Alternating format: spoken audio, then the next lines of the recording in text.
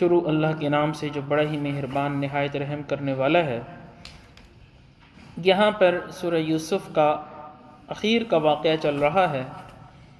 اس واقعے کی انتہا ہو رہی ہے اور ختم ہو رہا ہے یہ واقعہ، آخری رکوع شروع ہونے والا ہے۔ تو حضرت یوسف علیہ السلام نے اپنا کرتا بھیجا تھا اپنے والد کی طرف۔ یہ مصر میں تھے اور وہ شام میں، کنعان جگہ کا نام تھا، کیونکہ ان کی بینائی جا چکی تھی، تو انہوں نے کرتا بھیجا تھا کہ یہ کرتا ان کی آنکھوں کے اوپر ڈال دو تو ان کی بینائی واپس آ جائے گی۔ چنانچہ جب کرتا ڈالا گیا تو ان کی بینائی واپس آ گئی۔ واپس آنے کے بعد پھر ان سے بات چیت ہوئی، پھر پورا یہ قافلہ تیار ہوا اور وہاں سے چل پڑے یہ مصر کی طرف۔ جب مصر کی طرف چل پڑے تو جب مصر والوں کو پتہ چلا کہ وہ لوگ آ رہے ہیں تو یہاں سے لوگ ان کے استقبال کے لیے باہر نکل پڑے ہیں، شہر سے باہر۔ بعض روایات میں آتا ہے کہ 4000، بعض میں اس سے بھی زیادہ آتا ہے مجمع ان کے استقبال کے لیے شہر سے باہر نکل آیا۔ چنانچہ یہ جو ہی وہاں پہنچے تو ان کا بہت استقبال ہوا، اور جو ہی یعنی کچھ لوگ تو بہت زیادہ آگے چلے گئے، کچھ لوگ اور پیچھے تھے، کچھ اور پیچھے تھے۔ کہتے ہیں شہر تک جب داخل ہوئے تو شہر میں داخل ہونے کے قریب تھے جب تو لاکھوں کا مجمع استقبال کے لیے آ چکا تھا۔ وہاں پر ان کا خوب استقبال کیا گیا۔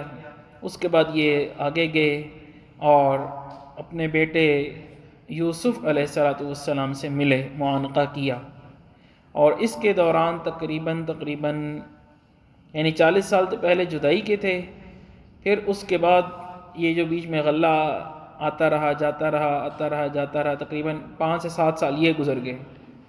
سمجھ لیں کہ 45-46 سال کا عرصہ گزر چکا تھا باپ اور بیٹے کے درمیان جدائی کا۔ اب یہ ملاقات ہے 45-46 سال کے بعد کی، تو دونوں ہی باپ بیٹا بہت ہی زیادہ پرجوش تھے، اتنی تفصیلی اور اتنی یعنی آرام سکون سے ملاقات کے لیے جو کہ اتنے عرصے کے بعد ہو رہی تھی۔ چنانچہ حضرت یعقوب علیہ السلام اور یوسف علیہ السلام کا یہ منظر بہت ہی دلکش اور دیدہ ور تھا کہ 40-47 سال کے بعد ملاقات ہو رہی ہے۔ حضرت یوسف علیہ السلام نے مصر شہر میں ان کے داخل ہونے کا کہا، وہ شہر میں داخل ہوئے، اپنے جو تخت تھا وہاں تک لے کر گئے، یعنی جہاں پہ ہر ایک آدمی کی رسائی نہیں ہو سکتی تھی۔ اس طرح جو ہوتا ہے وزیر اعظم کا یا صدر کا جو گھر ہوتا ہے وہاں تک ہر ایک آدمی نہیں پہنچ سکتا، اسی طریقے سے سیکیورٹی امور کی وجہ سے ہر شخص وہاں تک نہیں پہنچ سکتا تھا، لیکن یوسف علیہ السلام نے اپنے والد حضرت یعقوب علیہ السلام کو بھی اور جو ان کے ساتھ قافلہ آیا تھا اس سب قافلے کو اندر تک پہنچایا۔ 63 لوگ تھے، یا کچھ کہتے ہیں 90 لوگ تھے، کچھ زیادہ بھی، بہرحال اتنے افراد تھے یہ، اور اس جو صدارتی گھر تھا یا ہاؤس تھا اس کے اندر ان کو پہنچایا گیا۔ وہاں پر خوب ان کی تواضع کی گئی، اور پھر جو تخت تھا، یعنی آج کل کے زمانے میں تو جس طرح کرسی ہوتی ہے اور ہر ایک آدمی وزیر اعظم کی کرسی کے لیے دوڑ لگاتا ہے، لیکن اس زمانے میں یہ تخت ہوا کرتے تھے، کرسیاں نہیں ہوتی تھیں، بادشاہوں کے تخت ہوتے تھے، وہ تختوں کے اوپر بیٹھتے تھے۔ تو تخت تک جو ہے وہ لے کر گئے اور اپنے والدین کو اس تخت کے اوپر بٹھایا، یعنی اپنی جگہ چھوڑ کر اپنی جگہ پر اپنے والدین کو بٹھایا۔ اب یہاں پر قرآن مجید میں والدین کا لفظ استعمال ہوا ہے، لیکن ان کی والدہ تو فوت ہو چکی تھی بچپن میں، تو پھر والدین سے والد تو ٹھیک ہے لیکن والدہ تو نہیں تھی، لیکن یہاں پر والدین کا لفظ آیا جس میں مراد والد اور والدہ دونوں ہوتے ہیں۔ تو اس کا جواب مفسرین کرام نے یہ دیا کہ والدہ تو ان کی فوت ہو چکی تھی لیکن خالہ ساتھ تھیں، اور خالہ بھی بمنزلہ والدہ کے ہی ہوتی ہیں، اس لیے ان کو والدہ شمار کرتے ہوئے والدین کا لفظ ابویہ یعنی والدین کا لفظ لایا گیا ہے۔ تو کہتے ہیں کہ انہوں نے پھر جو ہے وہ جتنے بھی ان کے والدین تھے وہ بھی، اور جو ان کے بھائی تھے 11 بھائی، انہوں نے بھی ان کو سجدہ کیا. یہ قرآن مجید میں ہے، وَخَرُّوا لَهُ سُجَّدًا، ان کو سجدہ کیا. اب یہاں پر یہ ایک چھوٹا سا اشکال ہوتا ہے کہ سجدہ تو صرف اللہ کے لیے ہے، تو پھر انہوں نے کیوں یوسف علیہ السلام کو سجدہ کیا؟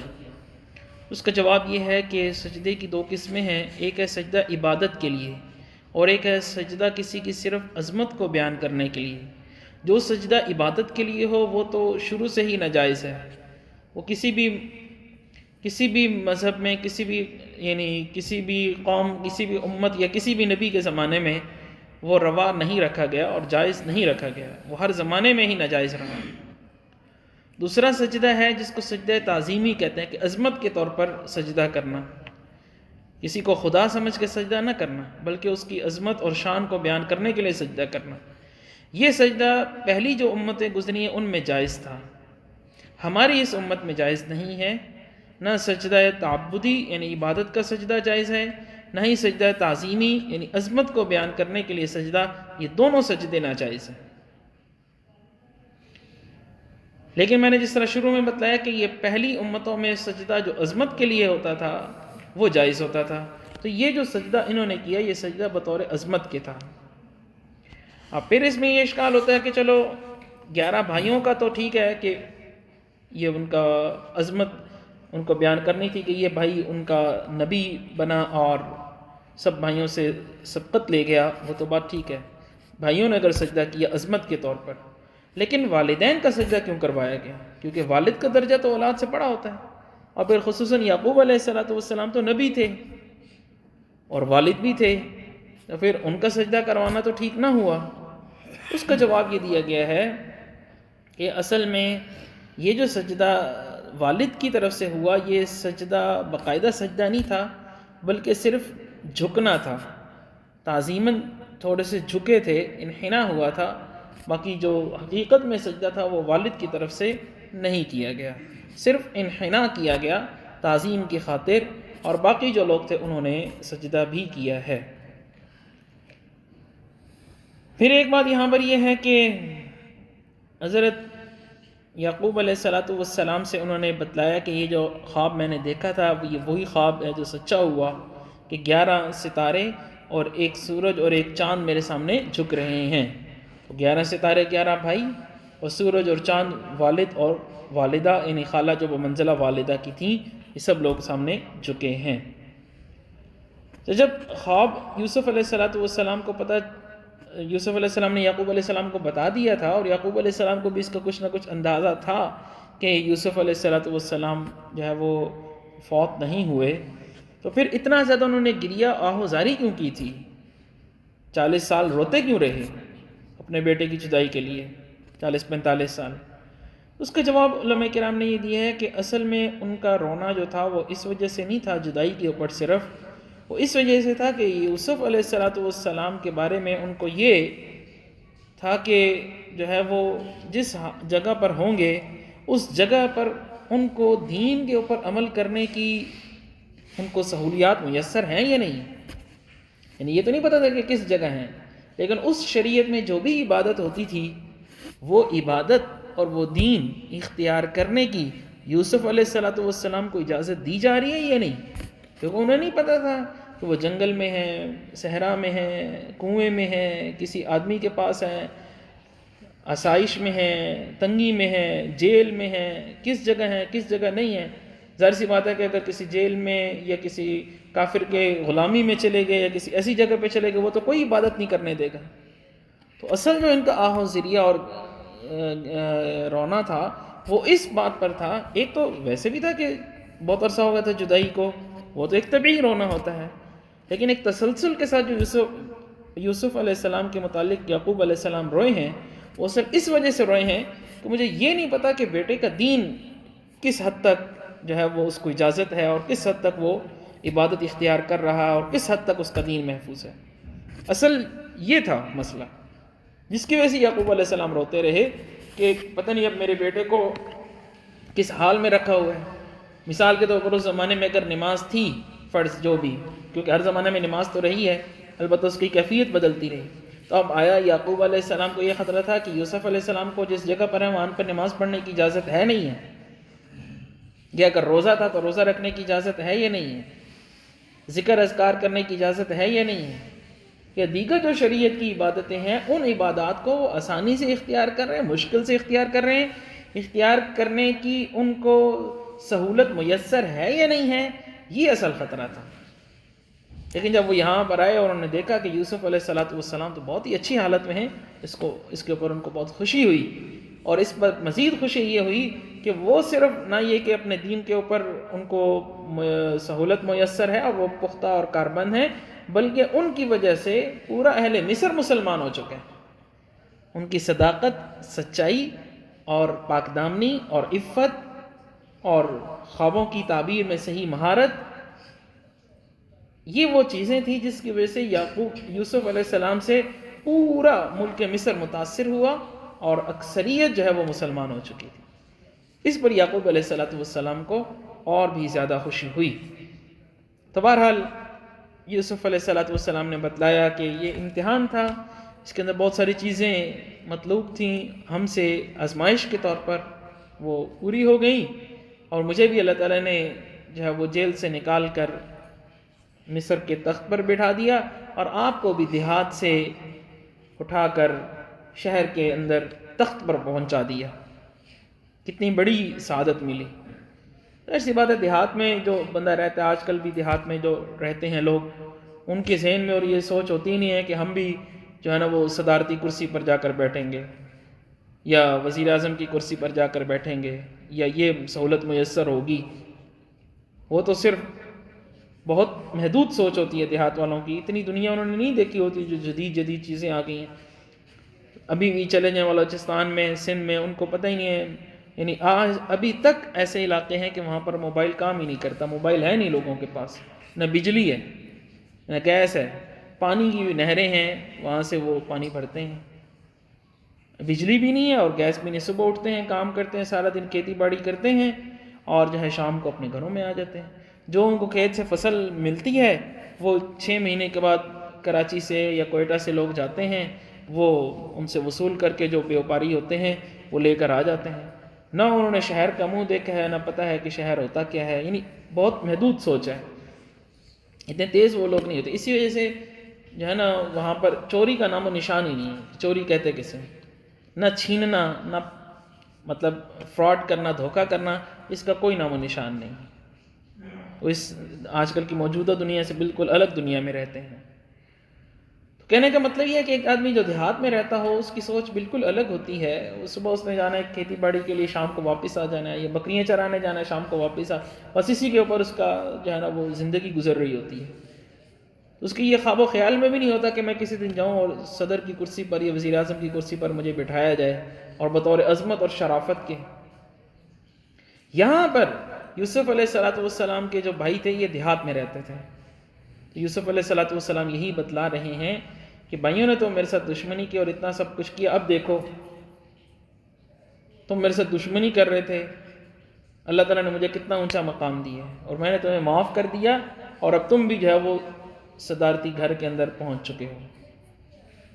یہ صرف یعقوب علیہ السلام اور یوسف علیہ السلام کا صبر، حلم اور برداشت، جس نے ان سب کو جو ہے وہ اونچے مقام تک پہنچا دیا۔ بہرحال یہ ان 2 آیات میں ذکر کیا گیا۔ ابھی ترجمہ دیکھ لیجئے۔ فَلَمَّا دَخَلُوا عَلَى يُوسُف، جب یہ بھائی یوسف علیہ السلام کی طرف گئے، آوا الیہ ابویہ، تو یوسف علیہ السلام نے ان دونوں کو ٹھکانہ دیا، والدین کو، والد کو بھی، اور والدہ سے مراد خالہ ہیں۔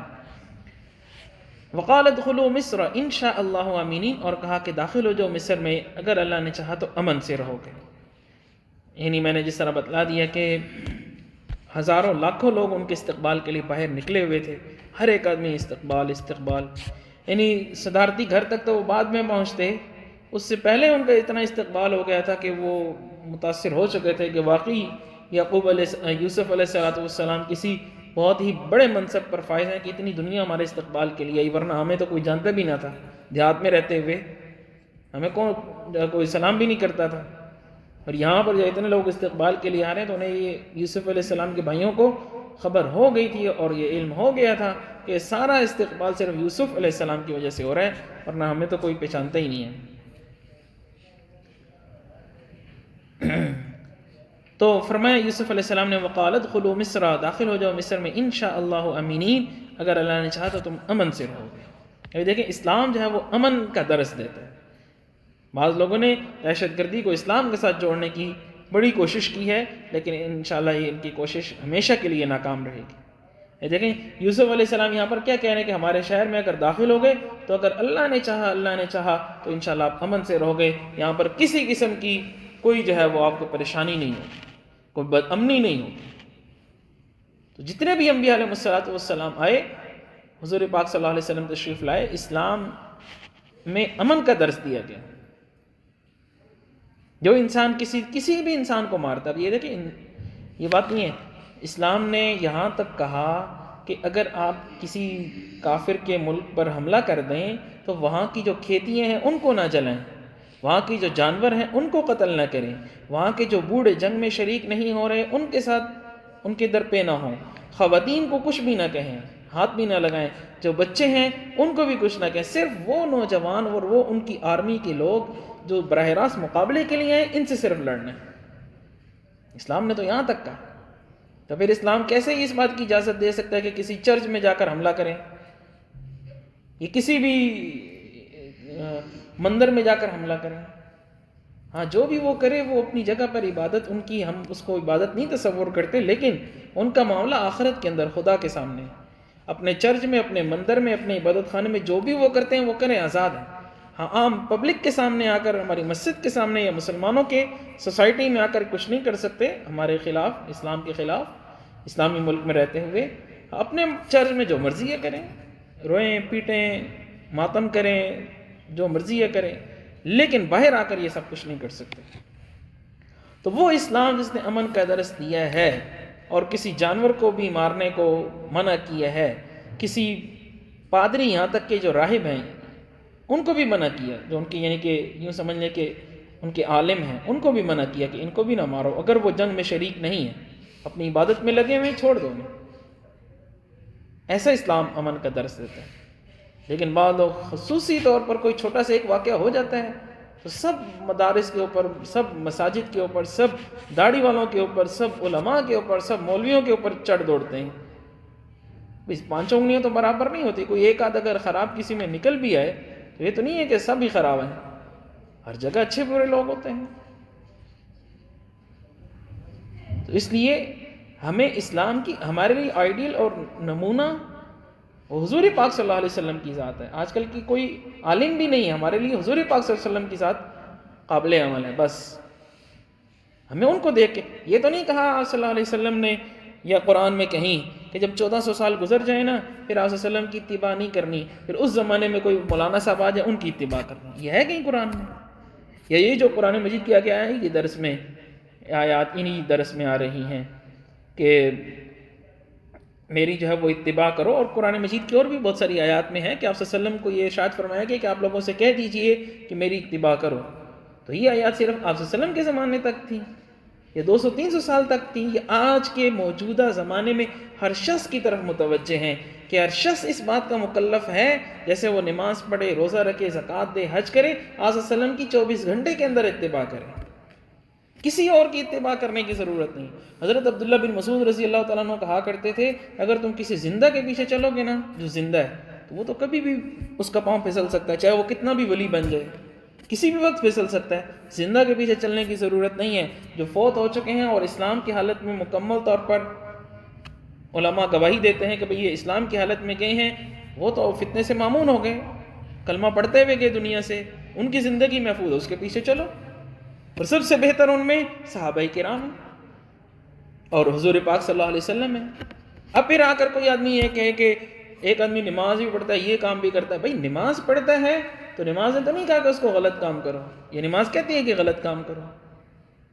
اور پھر دوسری بات یہ کہ اس کی نماز معتبر نہیں ہے، نماز آپ صلی اللہ علیہ وسلم کی معتبر ہے کہ آپ صلی اللہ علیہ وسلم نے نماز پڑھی ہے، انہی کے پیچھے نماز پڑھو، انہی کی اتباع کرتے ہوئے نماز پڑھو۔ اس آدمی کے پیچھے جو آدمی نماز پڑھ کے بھی غلط کام کرے، پہلی تو بات یہ ہے کہ اس کی نماز ہی ٹھیک نہیں ہے، کیونکہ نماز اگر صحیح پڑھے اور غلط کام کرے یہ دونوں جمع نہیں ہو سکتے۔ نماز انسان کو اگر صحیح وہ پڑھتا ہے اللہ سے تعلق بنا کر اس کو ضرور برے کام سے روک دیتی ہے. اس لیے یہ بہت ہی غلط معاملات ہیں جو ہمارے معاشرے میں رائج ہو جاتے ہیں کہ کوئی ایک آدمی غلط کام کر دے وہ سارا بلیم جو ہے وہ سب علماء پر، سب مساجد پر، سب مدارس پر، سب دیندار لوگوں پہ ڈال دیتے ہیں. حالانکہ میں نے شروع میں بتا دیا کہ ہمارے لیے معیار وہ آپ صلی اللہ علیہ وسلم کی ذات یا صحابہ کرام رضوان اللہ علیہم اجمعین ہیں، اور یہ ہر شخص کے لیے ہیں، چاہے وہ عالم ہے یا جاہل ہے. اس نے کلمہ پڑھا ہے لا الہ الا اللہ محمد رسول اللہ، وہ 24 گھنٹے میں اس بات کا پابند ہے کہ شریعت کے مطابق زندگی گزارے، ادھر ادھر نہ دیکھے. علماء تو صرف اس کو بتا رہے ہیں، علماء کے پیچھے تو چلنے کی ضرورت نہیں، وہ تو آپ کو بتا رہے ہیں کہ بھئی یہ زکوٰۃ کا موقع آ گیا اب زکوٰۃ دو، حج کا موسم آ گیا اب حج کرو، نماز کا وقت آ گیا نماز پڑھو. انہوں نے تو صرف منتقل کرنا ہے، کیونکہ انہوں نے کتابیں پڑھی ہیں، وہ کتابوں میں سے آپ کو بتا دیں گے. عام آدمی نے کتابیں نہیں پڑھی ہیں، اس لیے اس کو اس چیز کا علم نہیں ہے کہ مجھے کرنا کیا ہے. لیکن نمونہ جو ہے ہمیں بنانے کے لیے وہ آپ صلی اللہ علیہ وسلم کی ذات کافی ہے، ادھر ادھر دیکھنے کی ضرورت نہیں ہے. اور بہت بڑی ہستی ہیں اور ان کی زندگی کو مخفی نہیں ہے کہ پتہ ہی نہ ہو کہ آپ صلی اللہ علیہ وسلم نے صبح کیسے گزاری، شام کیسے گزاری، کھانا کیسے کھایا، سوئے کیسے، شادی بیاہ کیسے کیا، ولیمہ عقیقہ کیسے کیا، پتہ ہی نہ ہو. ساری حدیث کی کتابوں میں یہ سب باتیں لکھی ہیں. اس لیے ہمیں حضور پاک صلی اللہ علیہ وسلم کے پیچھے چلنے کے لیے یہ شیطانی وسوسے ہوتے ہیں، فلاں نمازی اس نے یہ کر دیا، فلاں نماز پڑھتا ہے، تہجد بھی پڑھتا ہے، اس نے یہ کر دیا، اس نے جو کچھ کیا وہ اس کا آخرت میں ہوگا. نماز اس کو نہیں کہا کہ تم جا کر غلط کام کرو، تہجد نے یہ نہیں کہا اس کو کہ تم غلط کام کرو. قرآن مجید پڑھتا تھا تو قرآن مجید میں کہیں نہیں کہا گیا کہ کسی سے جا کر جھوٹ بولو. اس کا ذاتی فعل ہے جس کا اس کو آخرت میں سزا بھگتنی ہوگی اور خمیازہ اس کا بھگتنا ہوگا.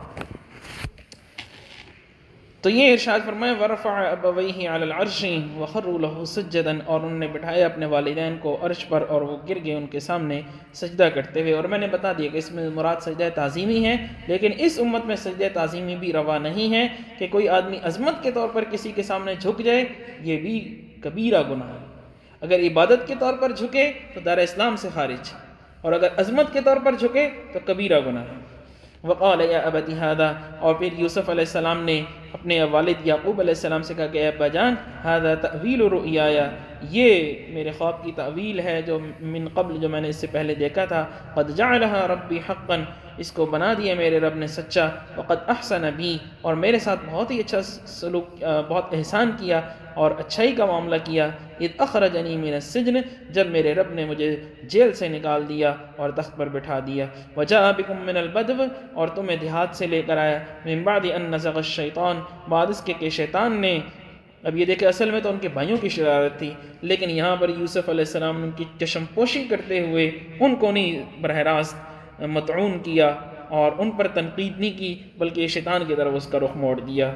بعد اس کے کہ شیطان نے دشمنی ڈال دی بینی و بین اخوتی، میرے درمیان بھی اور میرے بھائی کے درمیان بھی. ان ربی لطیف لما یشاء، بے شک میرا رب لطیف ہے، جو چاہتا ہے وہ کرتا ہے. انہ هو العلیم الحکیم، بے شک وہ علم والا ہے، حکمت والا ہے. اللہ تعالی ہمیں بھی ان ہستیوں کی پیچھے نقش قدم پر چلنے کی توفیق عطا فرمائے.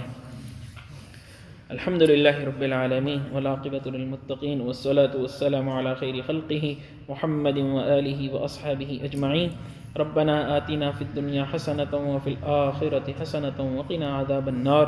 ربنا اتمم لنا نورنا واغفر لنا انك على كل شيء قدیر. اللهم اهدنا واهد بنا واجعلنا سببا لمن اهتدى. اللهم إنا نسألك من خير ما سألك منه عبدك ونبيك محمد صلى الله عليه وسلم، ونعوذ بك من شر ما استعاذ منه عبدك ونبيك محمد صلى الله عليه وسلم. أنت المستعان، عليك البلاغ، ولا حول ولا قوة إلا بالله العلي العظيم. اللهم اشف مرضانا ومرضى المسلمين، اللهم اغفر موتانا وموتى المسلمين. اللهم أصلح لنا شأننا كله ولا تكلنا إلى أنفسنا طرفة عين. اللهم ألف بين قلوبنا وأصلح ذات بيننا واهدنا سبل السلام ونجنا من الظلمات إلى النور وجنبنا الفواحش ما ظهر منها وما بطن. وبارك لنا في أسماعنا وأبصارنا وقلوبنا وأزواجنا وذرياتنا وتب علينا إنك أنت التواب الرحيم. وصلى الله تبارك وتعالى على خير خلقه محمد وآله وأصحابه أجمعين برحمتك يا أرحم الراحمين.